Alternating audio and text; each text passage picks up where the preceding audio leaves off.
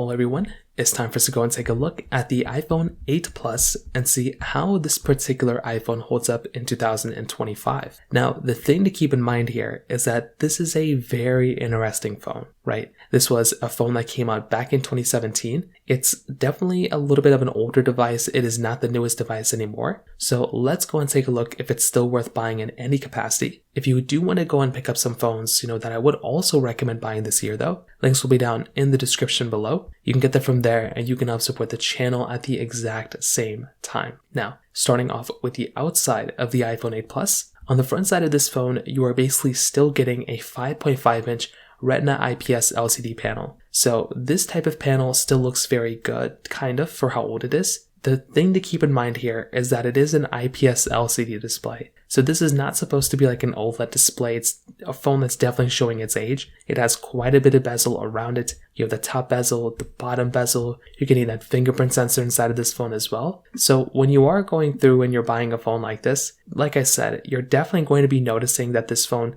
definitely is showing its age, and it definitely is an older device. Now, you are also still getting a lightning port at the bottom. You're getting these curved sides on this phone. On the back side, you're getting the standard glass back, which still looks very, very good. Still feels fairly premium for the most part. And then you're also getting this dual camera setup in the top left corner as well. You're getting IP certification, you're getting wireless charging, and this was an iPhone with some of the first and some of the first comebacks. So these iPhones were the first ones to bring the glass back, I think, since the iPhone 4S. So the 8 Plus, iPhone 10, those were the first iPhones to bring a glass back, so that really changed it up. And these were the first iPhones to bring wireless charging. So the fact that we had glass backs then and we had wireless charging debuting kind of on these phones again, that is a very, very big deal. And that is actually a really nice thing going on for this type of device when it comes down to it. So without a doubt, in my personal opinion, I think the iPhone 8 Plus, it is a legendary device. I like this phone a lot, and it did bring a lot of stuff to the table at that moment.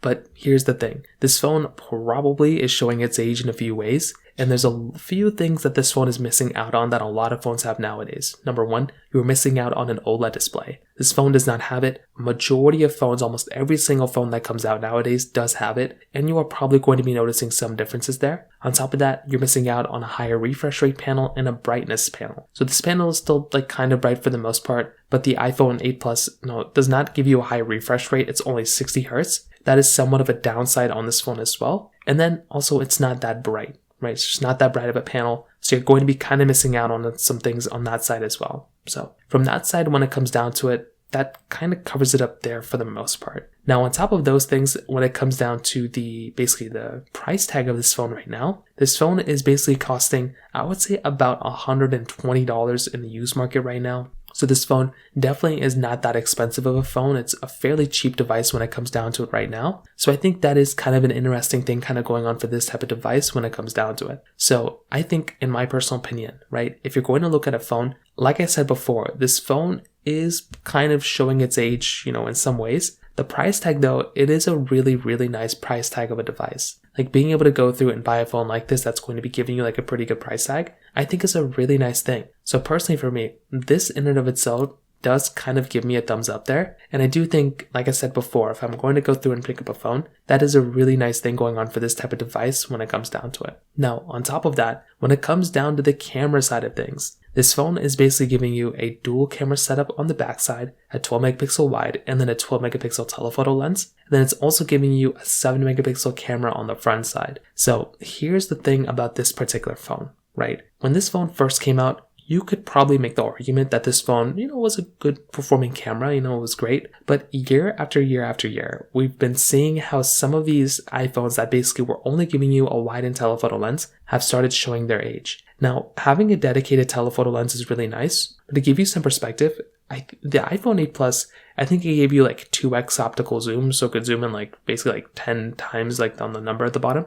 The iPhone 16 without a dedicated telephoto lens that's only giving you a wide and ultra wide camera, that can also give you 2x zoom now, with 10x zoom technically. So you don't even need a telephoto lens anymore to replicate what the iPhone 8 Plus was able to do 8 years ago. So with that being said, that is kind of a big thing to kind of keep in mind here. And personally for me, like I stated before, if you are going to go through and if you're going to pick up a phone, the iPhone 8 Plus is definitely showing its age. You're missing out on 4K 60 on the front. The camera itself just isn't that great. It's kind of grainy, and you're missing out on cinematic mode. Like, this is not a phone I would, be comfortable with, like filming and recording everything. So just kind of keep that in mind. That is somewhat of a big downside on this type of phone when it comes down to it. Now, on top of that, when it comes down to basically the software longevity of the iPhone 8 Plus, this is basically probably the biggest issue going on with this type of device. So with the iPhone 8 Plus, you are basically missing out on like this phone being a good software longevity device. Like, you're basically already done getting software support on this type of phone.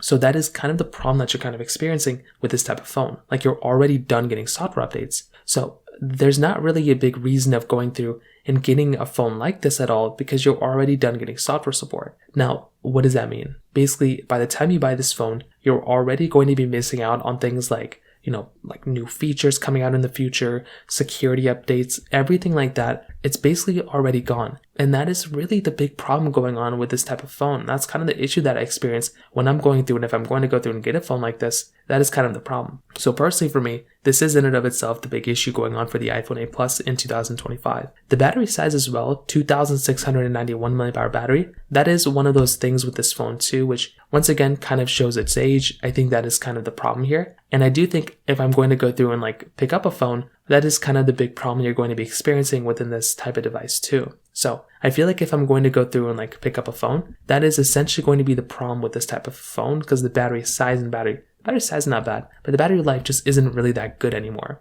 So I think that in and of itself, once again, is another problem you're going to be experiencing there too. Now, finally, at the end of the day, when it comes down to the performance, this thing is going to be giving you that Apple A11 Bionic chip inside with 3 gigabytes of RAM. So once again, this is one of those areas on this phone that's just not really going to be giving you, like, it was a good performing phone again when it first came out. This is just not a good performing device anymore, right? There are significantly better devices to go and pick up, and this thing just doesn't really make a lot of sense to go and buy anymore, because it's already done getting software updates and it's already done getting software support. So there's a lot of reasons to go and pick up other devices rather than pick up this thing. And once again, that is essentially the problem that you're going to be experiencing when you are going to go through and like pick up a phone like this. So at the end of the day, right, when I'm going through and I'm picking up a phone, it just doesn't really make a lot of sense to go and buy something like an iPhone 8 Plus anymore. I think there are significantly better devices to go through and pick up. And this thing, it just doesn't really make a lot of sense to go and buy anymore, right? And that's kind of what ends up happening. That's kind of the thing to kind of keep in mind here. I think there are significantly better devices to go and buy, and it just doesn't really make a lot of sense to go and buy this thing right now. So there's the iPhone,